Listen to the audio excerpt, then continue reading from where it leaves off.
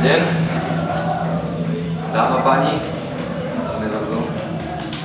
Tak samozrejme sme vedeli, o čo ide Dunajskej Stredy dneska. Bol to pre nich existenčný zápas.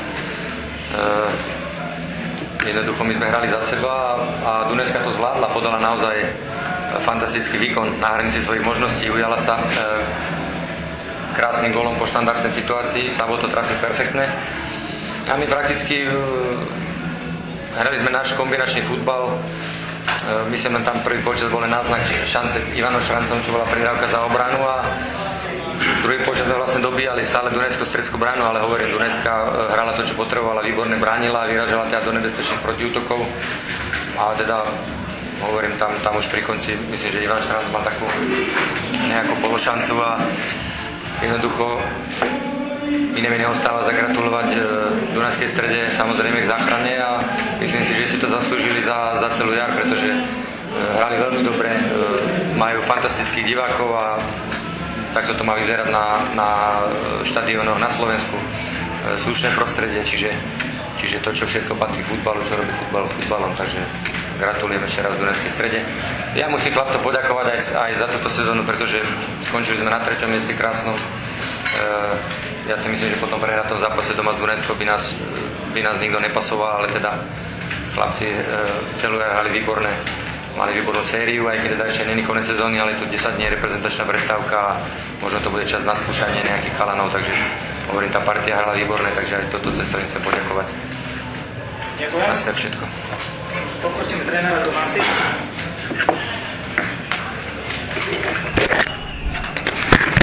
Poprosím trénera Tomasi, kada na hodnotie zápas.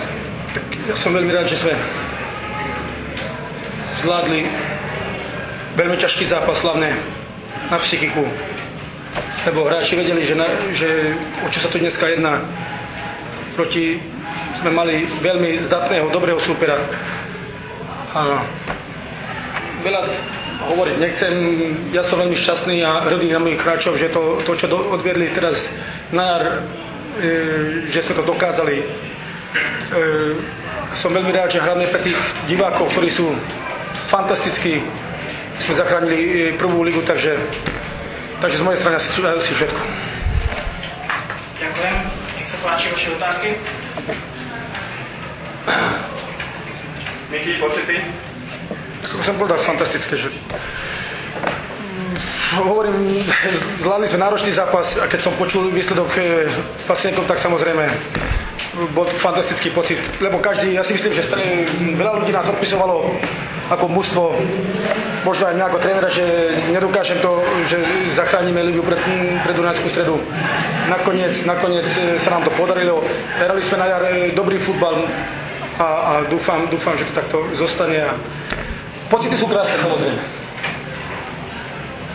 Nech sa páči ďalej otázky. Jiro?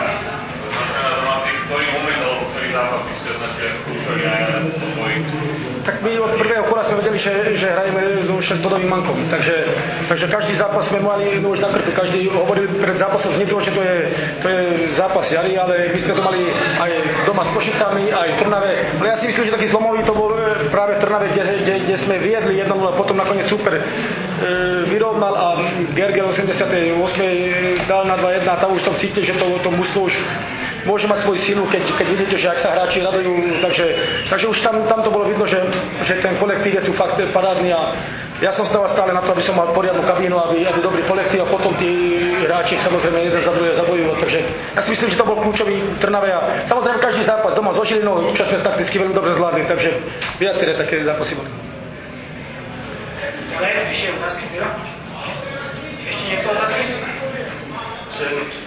Aký asi percentá, keď sa dalo vyjadriť podiel fanúšikov na tomto úspechu?